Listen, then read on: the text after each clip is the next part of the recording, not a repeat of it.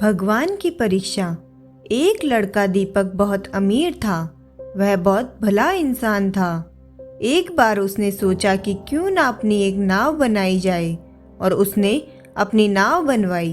अब वह उसमें बैठकर समुद्र में अकेले घूमना चाहता था। छुट्टी के दिन वह नाव लेकर समुद्र की सैर करने निकल गया। जैसे ही वह आधे समुद्र तक पहुंचा ही था कि अचानक एक जोरदार तूफान आया।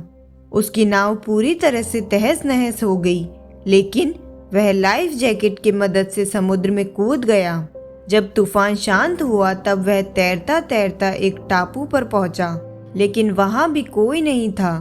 टापू के चारों ओर समुद्र के अलावा कुछ भी नजर नहीं आ रहा था।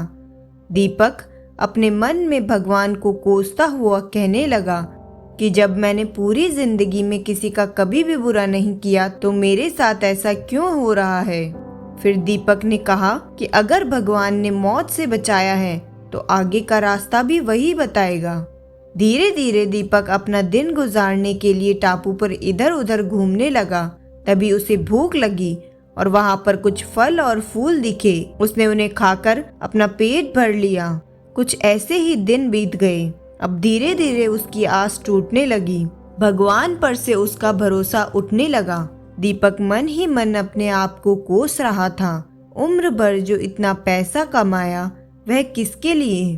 फिर उसने सोचा कि अब पूरी जिंदगी यही इस टापू पर ही बितानी है तो क्यों ना एक झोपड़ी बना लूं। फिर उसने झाड़ की डालियों और पत्तों से एक सुंदर छोटी सी झोपड़ी बनाई। दीपक ने मन ही मन कहा कि आज से बाहर नहीं सोना पड़ेगा, आज से झोपड़ी में सोने को मिलेगा। रात हुई ही थी कि अचानक मौसम बदल गया और बिजलियां जोर जोर से कड़कने लगी। तभी अचानक एक बिजली दीपक की झोपड़ी पर आ गिरी और झोपड़ी धधकते हुए जलने लगी। यह देखकर दीपक बिल्कुल टूट गया। आसमान की तरफ देखकर बोला, हे भगवान, ये तेरा कैसा इंसाफ है। तूने मुझ पर अपनी कृपा की दृष्टि क्यों नहीं की। फिर दीपक हताश होकर सर पर हाथ रखकर रोने लगा। तभी अचानक से एक नाव टापू के पास आई। नाव से उतरकर दो आदमी बाहर आए और बोले कि हम तुम्हें बचाने आए हैं। दूर से इस वीरान टापू में जलता हुआ झोपड़ा देखा तो लगा कि कोई उस टापू पर मुसीबत में है। अगर तुम अपनी झोपड़ी नहीं जलाते तो हमें पता ही नहीं चलता कि टापू पर कोई है। दीपक की आंखों से आंसू गिरने लगे। उसने भगवान से क्षमा मांगी और बोला, हे भगवान, मुझे क्या पता था कि तुमने मुझे बचाने के लिए मेरी झोपड़ी जलाई थी। यकीनन तुम अपने भक्तों का हमेशा ध्यान रखते हो। तुमने मेरे सब्र का इम्तिहान लिया, लेकिन मैं उसमें फेल हो गया। मुझे क्षमा करना।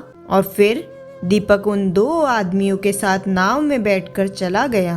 दोस्तों, दिन चाहे सुख के हो या दुख के, भगवान अपने भक्तों का साथ कभी नहीं छोड़ते। वह उनके साथ हमेशा रहते हैं। अगर यह कहानी आपको पसंद आए तो वीडियो को लाइक करें और चैनल को सब्सक्राइब जरूर करें। धन्यवाद।